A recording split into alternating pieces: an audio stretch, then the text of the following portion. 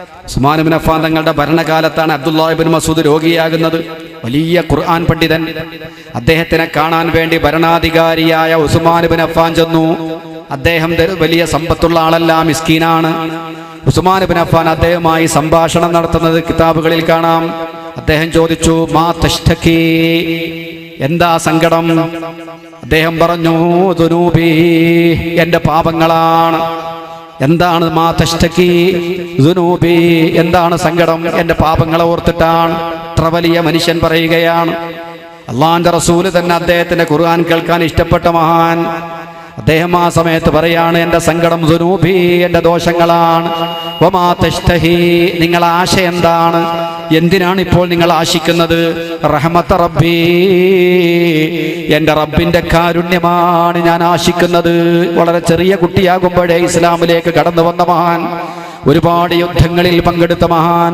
അദ്ദേഹം പറയുന്നു, അല്ലാഹുവിന്റെ കാരുണ്യമാണ് ഞാൻ ആഗ്രഹിക്കുന്നത്. പിന്നെ ഉസ്മാൻ ഇബ്നു അഫ്ഫാൻ ചോദിച്ചു, നിങ്ങൾക്ക് അവകാശപ്പെട്ട പല സമ്പത്തും നിങ്ങൾ പൊതു ഫണ്ടിൽ നിന്ന് വാങ്ങിയിട്ടില്ല, ഞാൻ ആ ഫണ്ട് നിങ്ങൾക്ക് തരട്ടെയോ?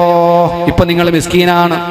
പലപ്പോഴും പൊതുഫണ്ടിൽ നിന്ന് ഓരോ ഭടന്മാർക്കും കൊടുക്കുന്ന, യുദ്ധശാലികൾക്കും കൊടുക്കുന്ന ഫണ്ട് നിങ്ങൾ സ്വീകരിക്കാതെ മിസ്കീനായി ജീവിച്ച ആളാണ്.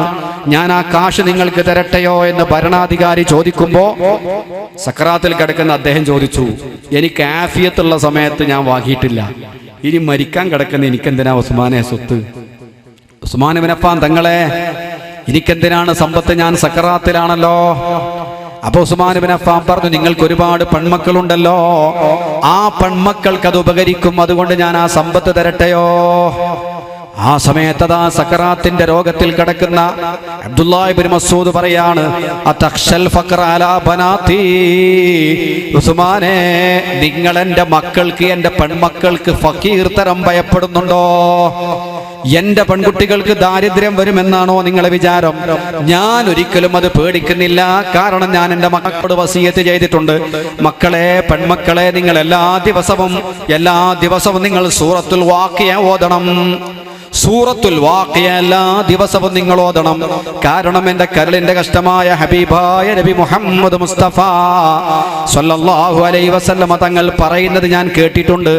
വാഖിയ സൂറത്ത് പതിവായി ഓതുന്ന മനുഷ്യനിക്ക് ഒരിക്കലും ദാരിദ്ര്യമുണ്ടാവില്ല, ഒരിക്കലും കഷ്ടപ്പാടുണ്ടാവില്ല. നബിയുനാ റസൂലുള്ളാഹി. അതുകൊണ്ട് എൻ്റെ പെൺകുട്ടികൾക്ക് കഷ്ടപ്പാടുണ്ടാകുമെന്ന് ഞാൻ വിശ്വസിക്കുന്നേയില്ല. ആദരവായ റസൂലുള്ളാഹി പറഞ്ഞിട്ടുണ്ട്. അതുകൊണ്ട് എൻ്റെ പെൺകുട്ടികൾ എന്നും അൽവാഖിയ സൂറത്ത് ഓതാറുണ്ട്. നോക്കൂ നിങ്ങൾ. അതുകൊണ്ട് കഷ്ടപ്പാടുകളും ദുരിതങ്ങളും പെട്ടെന്ന് മാറിക്കിട്ടാൻ ഭൗതികതയുടെ പിറകെ പോവാതെ ഖുർആന്റെ പിറകെ പോവണം, ഖുർആന്റെ കൂടെ നിൽക്കണം. ഒരു ദിവസം ഒരു ജുസ് എങ്കിലും ഓതുന്ന ചുറ്റുപാടുണ്ടാവണം. 40 ദിവസം കൊണ്ടെങ്കിലും ഒരു ഖത്തം തീർക്കണം. ഓരോ ദിവസവും ഉറങ്ങുന്നതിന് മുമ്പ് സൂറത്തുൽ വാഖിയ ഓതണം. ഇതൊക്കെ നിഷ്പ്രയാസം നമുക്ക് ചെയ്യാൻ പറ്റുന്നതാണ്.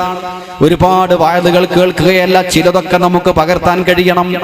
ഒരു വയലുണ്ടാക്കി വയൽ അവസാനിക്കുമ്പോൾ എന്ത് നേട്ടമുണ്ടായി? ലക്ഷങ്ങൾ ബാക്കി വന്നു. അതല്ല വയലിന്റെ വിജയം. എന്തെങ്കിലും ഒരു കാര്യം ഒരു മനുഷ്യൻ ജീവിതത്തിൽ പകർത്തണം. നിങ്ങൾക്കൊരു പ്രതിജ്ഞ എടുക്കാം, സൂറത്തുൽ വാഖിയ ഓതാതെ ഇനി ഉറങ്ങുന്ന പ്രശ്നമില്ല. നോക്കൂ നിങ്ങൾ, സ്വഹാബത്ത് അത് പതിവാക്കുകയാണ്. നമ്മുടെ മാതൃകായോഗ്യരായി വിശുദ്ധ ഖുർആൻ നിശ്ചയിച്ച, മാതൃകാ പുരുഷന്മാരായി വിശുദ്ധ ഖുർആൻ നിശ്ചയിച്ച സഹാബത്ത് രാത്രിയതാ ഉറങ്ങുന്നതിന് മുമ്പ് സൂറത്തുൽ വാഖിയ ഓതും.